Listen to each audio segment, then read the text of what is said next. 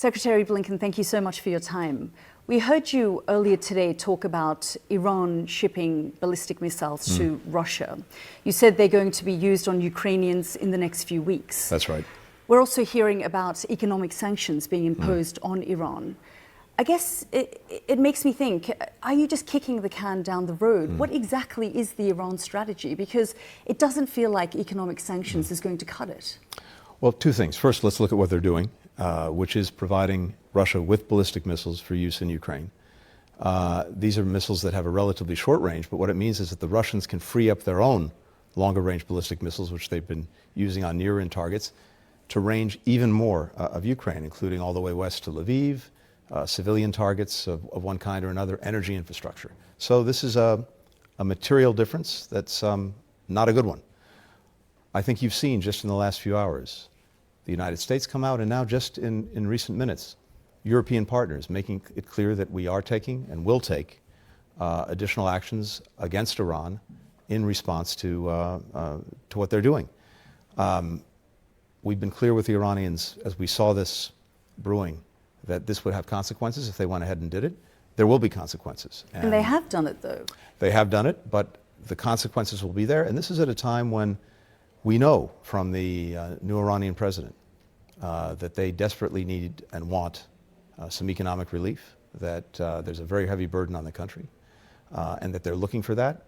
This is exactly the opposite way to get what they purport to want: better relations with other countries and some relief from the sanctions that have been imposed on them for their conduct. Secretary, we could see, though, Pokrovsk fall, which would mean effectively Donetsk falls, and that is one of Vladimir Putin's objectives. So I guess taking all that into account, and now the Iranians are sending ballistic missiles, what more are you going to do other than these economic sanctions? Well, I think if you look at what we've already done and what we're committed to continuing to do, it's been quite extraordinary. And of course, it starts first and foremost with the Ukrainian people. But let's not forget where we were and where we've come. When Russia proceeded with its full-scale invasion of Ukraine in February of 2022, there were predictions that it would march over the entire country, erase it from the map, which was Putin's objective, subsume it into Russia. And of course, that hasn't happened. To the contrary, the Russians were pushed back dramatically, all the way to the east. Now, the costs that have been imposed on Russia are significant, and they've been sustained. More than 50 countries have come together in support of Ukraine. That support remains. We've seen further manifestations of it, including 23 countries that have signed long-term security agreements with Ukraine to make sure that it can build a military that can deter and, if necessary, defend against future aggression. But here's what matters the most, I think. Of course, Ukraine wants, and we want to see it get back the territory that Russia has seized from it. Fundamentally, success will come, and I believe is very much achievable, with a Ukraine that can stand strongly on its own 2 feet, militarily, economically, democratically. The military support that's there from dozens of countries will help it do that militarily, as well as its path toward NATO. Economically, we're driving private sector investment into Ukraine. We've seen it have real success continuing to export through the Black Sea. In fact, its exports are what they were before February of 22. And its democratic trajectory through the process of accession to the European Union, through the process of accession to NATO. That will deep-root the reforms that are necessary. So Ukraine is on a trajectory to succeed. That would be the strongest possible rebuke to Vladimir Putin. I guess the Ukrainians are pushing to be able to use long-range missiles deep into Russian territory. Is this something now that President Biden is not going to rule out? Is it on the table? At every step along the way, over these last several years, we have adjusted and we've adapted, trying to make sure that Ukraine had what it needed, when it needed it, to be effective in repelling the Russian aggression. And you've seen from the different highly sophisticated weapon systems we provided, intelligence sharing, and many other forms of support, we've worked with many other countries to ensure that Ukraine has what it needs. But one of the things that, Yelda, that's so important is it's not simply saying, oh, should they have this weapon system or that weapon system? There are a lot of things that go into it. Do they know how to use it? And some of these sophisticated systems take training, and that's one of the other things we've done. Can they maintain it? Because if you give them something that falls apart in 7 days because it can't be maintained. That doesn't do a lot of good.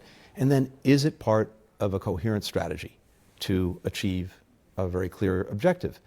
All of those things have to go into these decisions, but what I can tell you is we've adapted and adjusted every step along the way.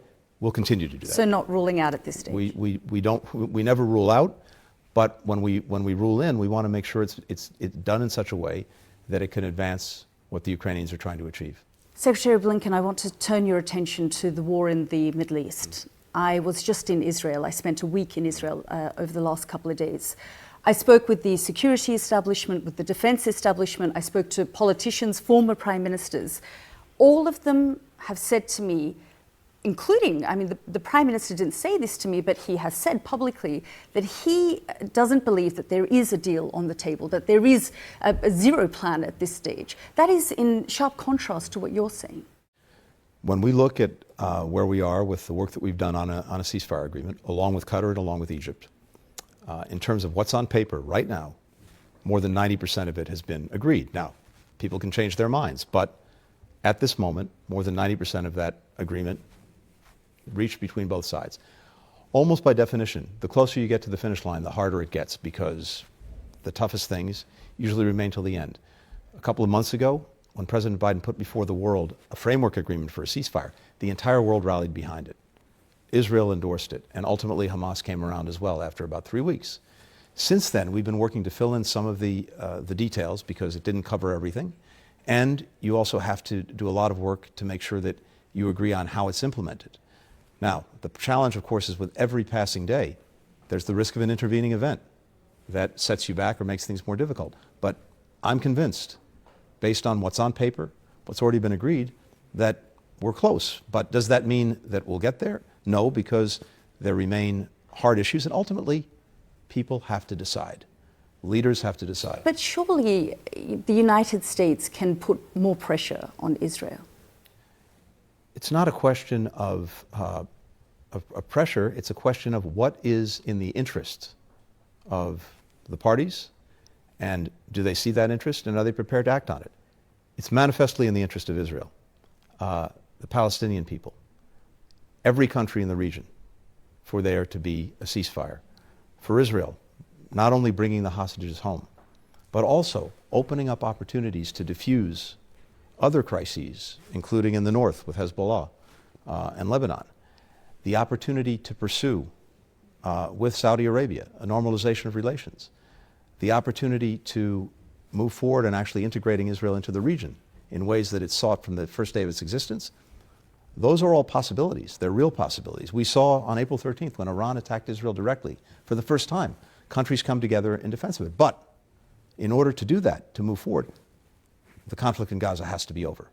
And there also has to be a credible pathway to and we'll get to the Palestinian humanitarian situation in a moment. But Benjamin Netanyahu has said there's not a deal in the making. Unfortunately, it's not close. And the security establishment I've spoken to said it's close to zero, very broad pessimism at the moment. I spoke to Ehud Olmert last week, and he said to me, you know, I've known President Biden for a long time. I'm a great admirer. He's a friend.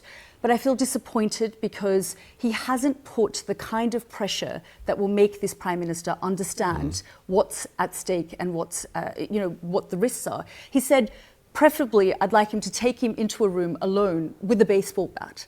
I mean, how would you respond to that? Ultimately, in a democratic system, leaders make decisions, and they have to be responsive to their people, and they have to be responsive to the interests of their country. We can't compel anyone to do that. All we can do is point out the clear benefits of doing that. When it comes to Mr. Sinwar, no one can tell you what he's going to do from one day to the next. Anyone who says that they can, I wouldn't listen to. And the fact of the matter is, we've seen additional issues come up on all sides that need to be resolved. Are you frustrated, though? I mean, you've made almost half a dozen trips to the region, spoken to the various parties. It's unfortunately, tragically, the nature of diplomacy in general, and particularly in this region. George Mitchell, a great United States senator, he negotiated the Northern Ireland peace process for President Clinton. And that was a tremendous labor. And to this day, we continue to focus on it. But I say this for a reason. He described that process as 700 days of failure and 1 day of success. It's the responsibility of those of us who are in the business of diplomacy to keep striving for that 1 day of success, because the stakes are so high that we simply can't throw up our hands and say it's not possible. Just today we saw 40 Palestinians killed in a displacement camp. In July, 57 civilians were killed in Al-Mawasi, which is considered a humanitarian zone. I mean, these, we can dispute the death toll and where these numbers come from, but the fact is a lot of Palestinians are dying. It's horrific. The suffering of innocent men, women, and children in Gaza is gut-wrenching. And it hits me every day. And I think most of us think of our own children. And it's one of the reasons we've been determined to do everything we can to make sure that they get the assistance they need. Right now, we're in the midst of what seems to be a successful polio vaccination campaign, thankfully. But it's not enough. And every day, we're working to do more. The quickest way to make sure that people stop dying and start getting what they need is through a ceasefire. Now, it's also true, and one of my frustrations has been, just as I fully understand the hue and cry from so many parts of the world about Israel needing to do much better by Palestinians who are suffering, if maybe 10% of that time was actually spent demanding that Hamas get out of the way, that it put down its arms, that it stop hiding behind civilians, that it stop using civilian sites to do its operations and planning, that it get out of the schools, get out of the safe areas, that would be helpful too. I've heard virtual silence since October 7th on that. That is not to justify any actions that Israel may have taken, but it is to say there is silence. Do you think, though, this is a failure on the part of American leadership? And do you worry this is part of your legacy now? Everything we're doing around the world, because of the unique role that the United States plays, is something that gets factored into how people think about the United States. And I won't talk about individuals. And so whether it's rallying 50 countries in support of Ukraine and its defense and preventing it from being erased from the map, whether it's the massive effort we made that's now forgotten, I think, for all of us, on COVID, and getting free vaccines, effective vaccines, safe vaccines to countries and millions of people around the world.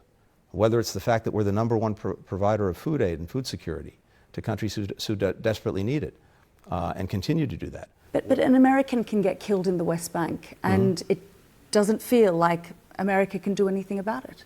Well, we've seen this horrific loss, the killing of a young American Turkish woman. Just today we got a preliminary investigation that was provided to us, and the actions that were taken are totally unacceptable.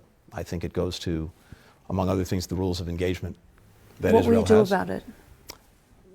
We will, first of all, make sure that we have fully understood the facts, and we'll draw conclusions from that, and there'll be consequences to follow from those conclusions. Can I ask what consequences? Well, look, let me give you some examples, not specific to this instance. We have been and we remain deeply concerned about settler violence against Palestinians in the West Bank. We've taken action in recent months against those who've been responsible for that violence, individuals, organizations. That's just one example of actions that we have taken. We continue to review every incident that comes before us, and as necessary, following the law, we'll take action. But I believe the single best way forward, the place that would move us, the thing that would move us the quickest to relief for people who so desperately need it, is through a ceasefire. And keep in mind, a couple of months ago, President Biden put this ceasefire proposal, the framework for the proposal, in front of the entire world. And he laid out much of what was in it. And the entire world rallied behind it. But we're 11 months in and nothing. So this was a couple of months ago. Since then, we've been working on the details that are required to implement the agreement. We've seen intervening events that do make things more difficult. Any given day, that's the biggest challenge of all. Something else happens that sidelines things, stops things, potentially derails things. We have to keep working through that, and we are. I've got a couple more questions. I know you're short of time, but do you think that you will reach some kind of agreement before President Biden's term is up? I believe we need to reach an agreement urgently, and by that I mean not in 2 months, but in days or certainly weeks. The fierce urgency of now is real for every individual who is suffering as a consequence of this conflict. We feel that urgency, and so we have a determination. Now, at the end of the day, people have to make decisions. Leaders have to make decisions. We can't make those decisions for them. You can pressure them, though. You can pressure, you can reason, you can do all sorts of things, but you can't, fundamentally, you can't make the decision. They have to make it, and we're looking to them to do exactly that. You've dealt with this ongoing war for the past year. You've, in your time in office, you've dealt with the Ukraine war. We spoke when you first arrived into office, and you spoke about America is back. That's what you said to me at the time. Are you worried if there is a change in leadership in November in the United States that America could take the isolationist approach that it had, before President Biden came to power? Look, in democracies, elections have consequences. I don't do politics, but I do policy. And I think the policy that we pursued, starting with renewing, reinvigorating, in some cases reimagining our alliances and partnerships, has borne tremendous fruit across the world and around the world. Real benefits for the United States and the American people, benefits for other countries too. I still believe that there's actually strong bipartisan support for that approach, for an approach that has America engaged in the world and leading, but also working in cooperation with others, because we simply can't do what we need to do for our own people doing it alone. We need the collaboration, the cooperation of others. We've demonstrated that across the board. We've been talking about Ukraine. It's not just the United States there that is helping Ukraine. More than 50 countries are doing it, countries that we helped bring together. Around the world in so many different places, in so many different ways, we put together alliances and partnerships of countries to deal with everything from food security to synthetic drugs, which are wreaking havoc in so many communities, including in our own country, energy, infrastructure, you name it. And in each instance, there's been a clear benefit to Americans, but also to other people. I think that model is demonstrating results. At the end of the day, all you can do is do the best you can to actually deliver, and people will have to decide. I believe that there is a strong bipartisan consensus in the United States for our engagement, for our leadership in the world. And my hope and expectation is, regardless of the outcome of our election, that fundamental conviction of the American people remains. Secretary Blinken, always good to talk to you. Thanks. Good to be with you, Alda.